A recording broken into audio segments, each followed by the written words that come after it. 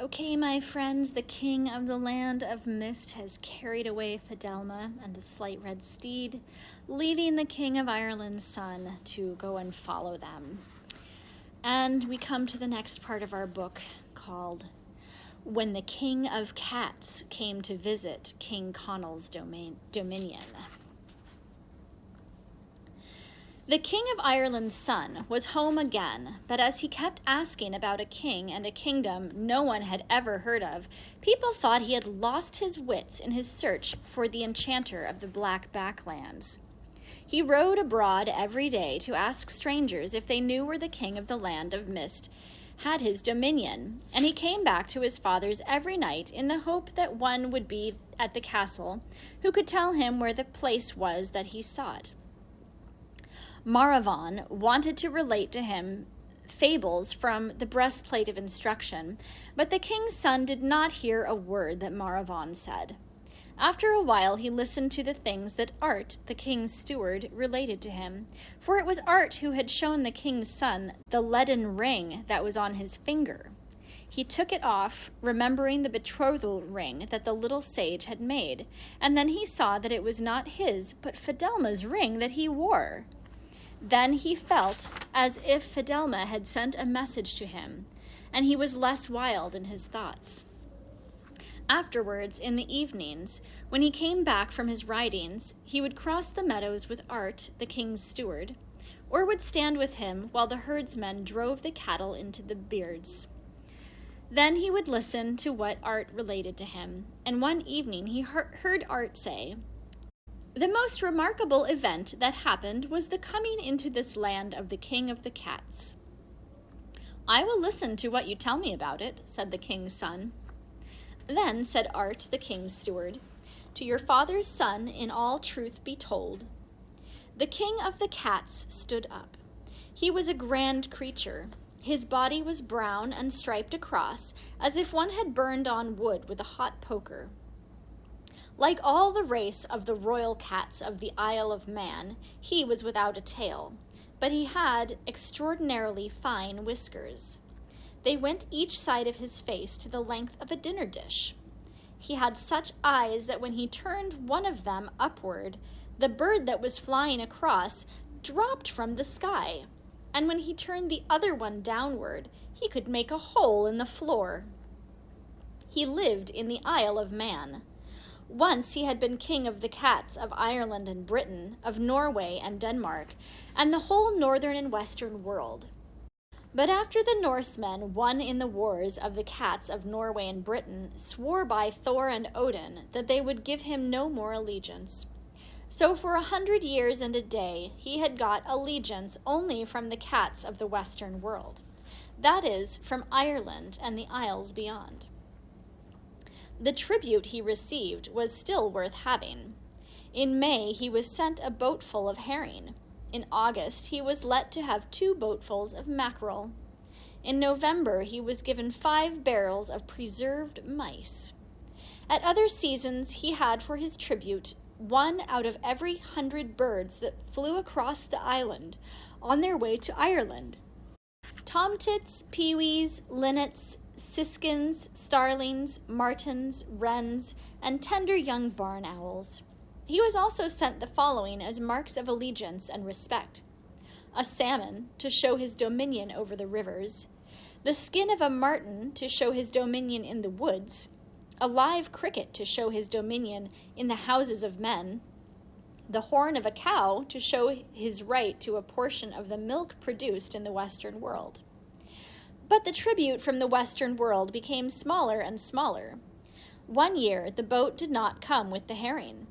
Mackerel was sent to him afterwards, but he knew it was sent to him because so much was being taken out of the sea that the farmer men were plowing their mackerel catches into the land to make their crops grow. Then a year came when he got neither salmon nor the marten skin, neither the live cricket nor the cow's horn. He got righteously and royally indignant. He stood up on his 4 paws on the floor of his palace and declared to his wife that he himself was going to Ireland to know what prevented the sending of his lawful tribute to him. He called for his prime minister then and said, "Prepare for us our speech from the throne." The prime minister went to the Parliament House and wrote down, "Oyez, oyez, oyez." But he could not remember any more of the ancient language in which the speeches from the throne were always written, so he resigned his post. "Speech or no speech," said the King of the Cats, "I am going to pay a royal visit to my subjects in Ireland." He went to the top of the cliff, and he made a spring. He landed on the deck of a ship that was bringing the King of Norway's daughter to be married to the King of Scotland's son. The ship nearly sank with the crash of his body on it. He ran up the sails and placed himself on the mast of the ship. There he gathered his feet together and made another spring. This time he landed on a boat that was bringing oak timber to build a king's palace in London. He stood where the timber was highest and made another spring. This time he landed on the Giant's Causeway that runs from Ireland out into the sea. He picked his steps from boulder to boulder and then walked royally and resolutely on the ground of Ireland. A man was riding on horseback with a woman seated on the saddle behind him. The King of the Cats waited until they came up. "My good man," said he very grandly, "when you go back to your house, tell the ash-covered cat in the corner that the King of Cats has come to Ireland to see him." His manner was so grand that the man took off his hat, and the woman made a curtsy. Then the King of Cats sprang into the branch of a tree of the forest and slept till it was past midday heat. I nearly forgot to tell you that as he slept on the branch, his whiskers stood around his face the breadth of a dinner dish either way. The next day the king's son rode abroad, and where he went that day he saw no man nor woman nor living creature in the land around. But coming back he saw a falcon sailing in the air above. He rode on, and the falcon sailed above, never rising high in the air, and never swooping down. The king's son fitted an arrow to his bow and shot at the falcon. Immediately it rose in the air and flew swiftly away, but a feather from it fell before him. The king's son picked the feather up. It was a blue feather. Then the king's son thought of Fidelma's falcon, of the bird that flew above them when they rode across the meadows of brightness. It might be Fidelma's falcon, the one he had shot at, and it might have come to show him the way to the land of mist. But the falcon was not to be seen now. He did not go amongst the strangers in his father's castle that evening, but he stood with Art, who was watching the herdsmen drive the cattle into the byres. And Art, after a while, said, "I will tell you more about the coming of the King of the Cats into King Connell's dominion, and as before I say, to your father's son in all truth it be told." The King of the Cats waited on the branch of the tree until the moon was in the sky, like a roast duck on a dish of gold, and still neither retainer, vassal, nor subject came to do him service. He was vexed, I tell you, at the want of respect shown to him. This was the reason why none of his subjects came to him for such a long time. The man and woman he had spoken to went into their house and did not say a word about the King of Cats until they had eaten their supper. Then, when the man had smoked his second pipe, he said to the woman, "That was a wonderful thing that happened to us today. A cat to walk up to two Christians and say to them, 'Tell the ashy pet in your chimney corner at home that the King of Cats has come to see him.'" No sooner were the words said than the lean, gray, ash-covered cat that lay on the hearthstone sprang on the back of the man's chair. "I will say this," said the man.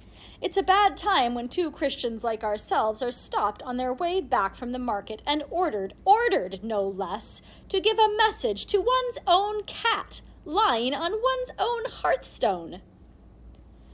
"By my fur and claws, you're a long time coming to this message," said the cat on the back of the chair. "Where was it, anyway?"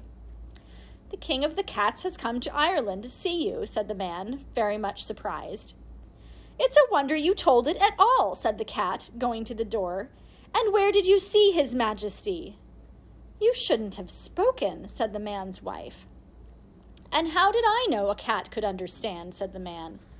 When you have done talking amongst yourselves, said the cat, would you tell me where you met his majesty? Nothing will I tell you, said the man, until I hear your own name from you. My name, said the cat, is Quick to Grab, and well you should know it. Not a word will we tell you, said the woman, until we hear what the king of the cats is doing in Ireland. Is he bringing wars and rebellions into the country? Wars and rebellions? No, ma'am, said Quick to Grab, but deliverance from oppression. Why are the cats of the country lean and lazy and covered with ashes? It is because the cat that goes outside the house in the sunlight to hunt or to play is made to suffer with the loss of an eye. And who makes them suffer with the loss of an eye, said the woman.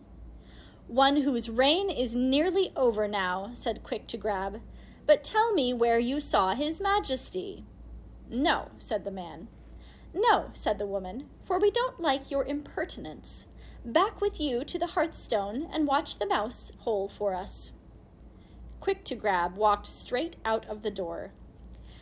May no prosperity come to this house, said he, for denying me when I asked where the king of the cats was pleased to speak to you. But he put his ear to the door when he went outside, and he heard the woman say, The horse will tell him that we saw the king of the cats a mile this side of Giant's Causeway. That was a mistake.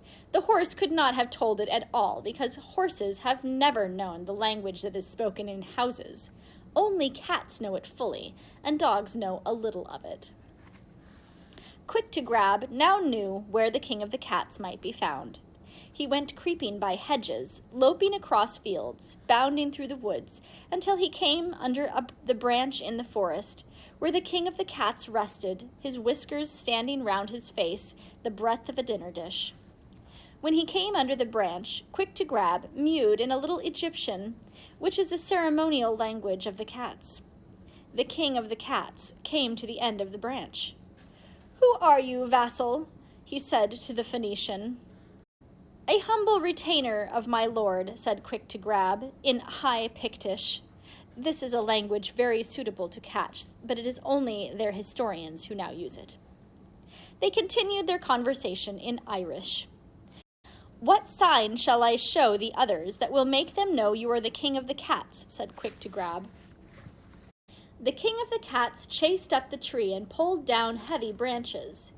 There is a sign of my royal prowess, said he. It's a good sign, said Quick to Grab.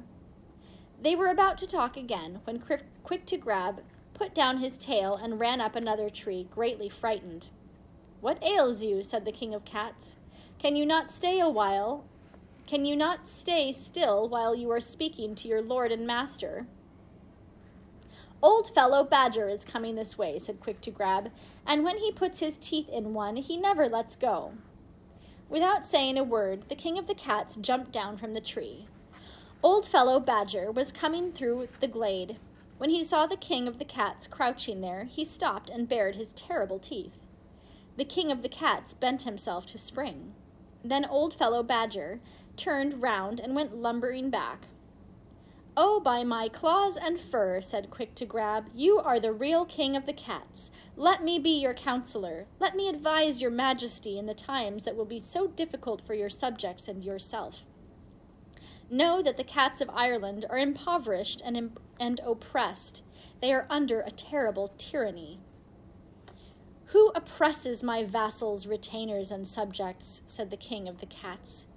To oppress somebody is to hold them down and not give them all of the rights they should have. The Eagle Emperor. He has made a law that no cat may leave a man's house as long as the birds, he makes an exception in the case of the owls, have any business abroad. I will tear him to pieces, said the king of the cats. How can I reach him? No cat has thought of reaching him, said Quick to Grab.